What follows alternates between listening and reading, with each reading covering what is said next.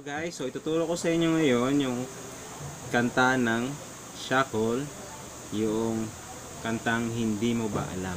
Okay, so ituturo ko muna sa inyo kung ano yung chords ng intro at saka yung strumming pattern sa buong kanta. Okay, so ganito yung strumming pattern, o ganito muna yung chords para sa intro. Okay, so sa intro, gamit tayo ng ating original pick, yung ating TNT. So, ang mga chords sa intro ay G.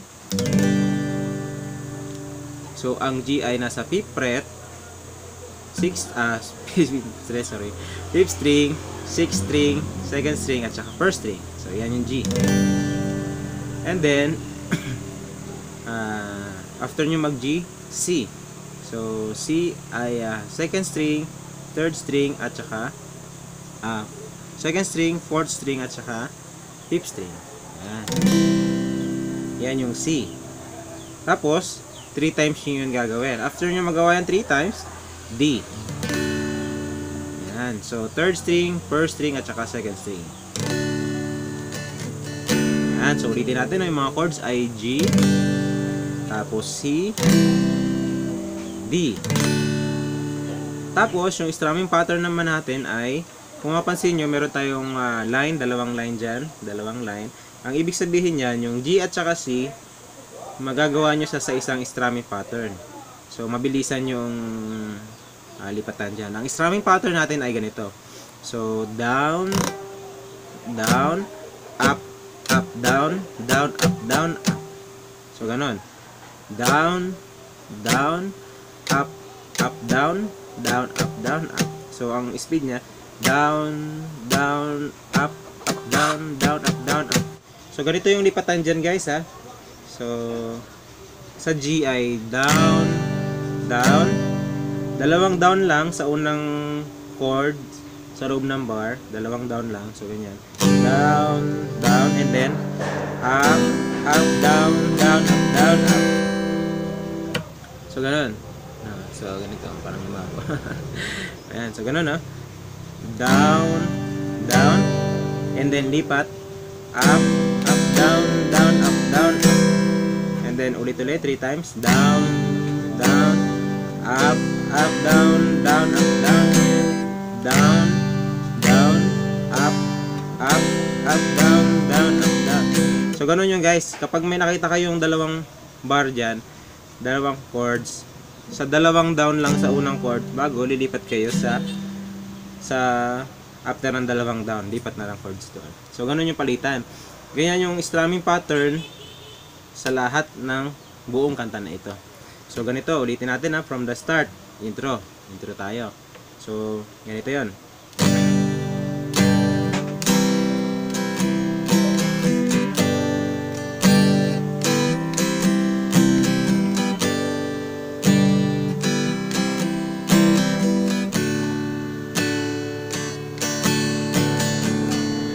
So, ganun yung intro. So, super dali lang, di ba guys? So, punta na agad tayo kung paano tugtugin yung verse.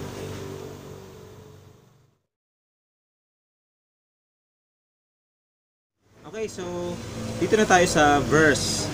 Ang mga chords sa verse, ganun pa rin yung strumming pattern natin guys, ano? So, yung strumming pattern natin ay gagamitin na natin yun sa buong kanta.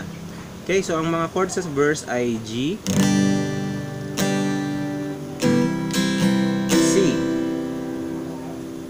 tapos 3 times yun gagawin. After nyo uling magawa ng 3 times, parang sa intro kanina, mag-D tayo, D. And then E minor, B minor, C. 2 times yung gagawin. E minor, B minor, and then C, A minor, D. Yan. So, yung mga chords ay yung E minor ganito. E minor nasa 5th string at saka 4th string. E minor. Tapos yung B minor, pansinin nyo guys, bar chords ganyan. Sa mga kaya na mag-bar chords, pwede nyo gawin ito, bar chords. Sa mga beginner naman, na gusto na matugtog to, pero hindi kaya yung bar chords, ay ganito na lang gagawin nyo. Ganito yung B minor.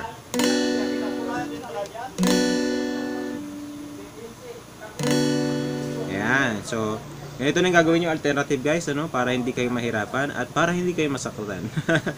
Ayan, so first string ng second fret, second string ng third fret at saka third string ng fourth fret. So ang tatamaan nyo lang guys ay itong tatlong string lang. Tatlong string lang. Kasi ginawa natin siyang shortcut. So tatlo lang.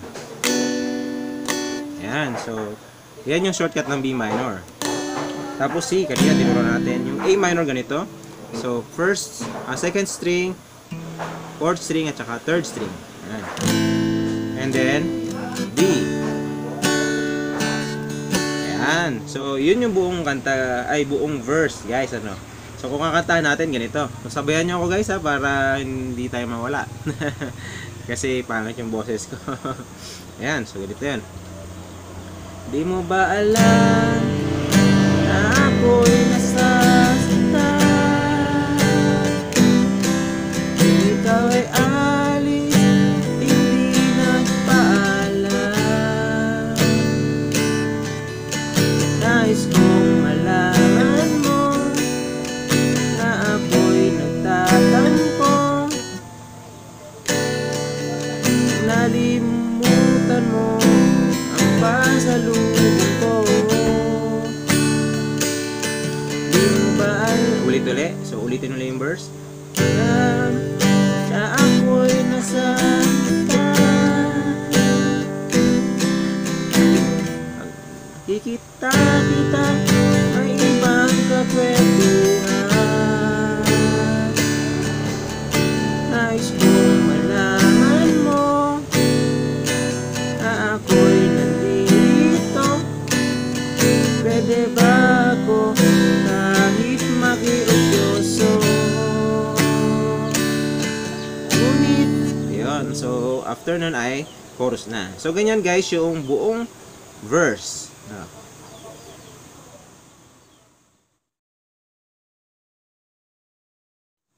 Okay, dito na tayo sa chorus. Ang mga chords sa chorus guys ay ganito lang. So madali lang to. Sa chorus ay ganito. So C,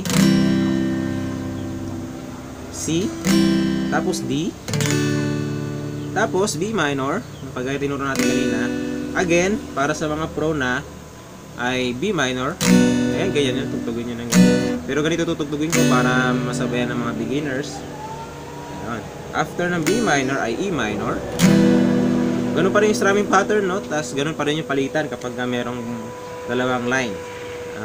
Dalawang line sa loob niya na dalawang chords kagaya ng C at saka D, sakop siya ng isang strumming pattern. Okay, so E minor and then A minor, D. Yun. Okay, so ganun lang kadali yung mga chords ng chorus guys. So kung kakantahan natin siya ay ganito. So dito na tayo sa ngunit, ngunit pagsapit ng gabi,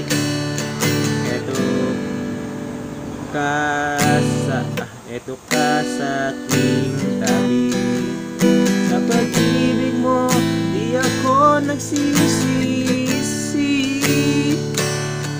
At pag-gising sa umaga, maalam mo mukha, nakikita na sa akin ay lubos na nagpapaligaya. So balik na kayo sa intro ng sa chords ng intro.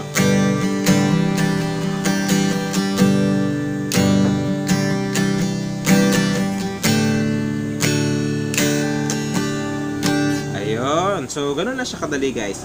Ganun lang yung buong chorus.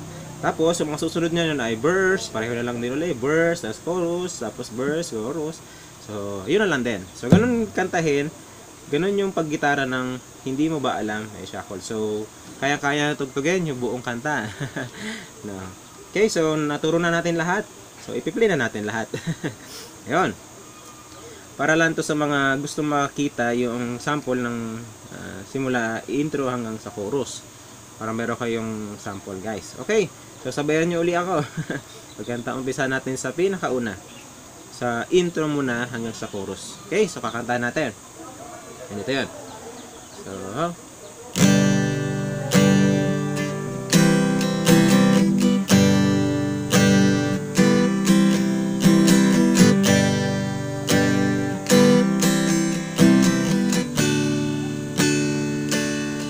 di mo ba alam na ako'y nasasaktan? Ikaw ay alis at hindi nagpaalam. Nais kong malaman mo yan ay na ako'y nagtatampo na rin butan mo ang pasalubong. Hindi mo ba alam? Ayan, so ganun guys yung buong kanta. Hindi mo ba alam? So ganun lang kadali, di ba? So natapos na natin yung kanta, punta na tayo sa mga shoutout. So ganito yung itsura ng gitara natin pagka siya ay nakatambay. So punta na agad tayo sa mga shoutout. Shoutout muna sa mga nag-shoutout natin. So ito ating listahan ng shoutout. So basahin natin sila lahat. Babatiin natin sila lahat. Kay Jason Padilla, Joshua Cruz, Dora Gaming, AE Doinisins, John Paul Rosales, Tomas Ortiz, Raisi PH16, Prince Ecol, Daniel Dia, Jason Gudoy 5 at kay CD Gaming. Okay guys, so kita ulit tayo sa ating next tutorial. Huwag nyo kalimutan mag-subscribe sa ating channel kung hindi pa kayo nakasubscribe, at i-click nyo yung notification bell para ma-notify kayo lagi kung meron tayong bagong video. So yan, kita tayo sa next video. Bye!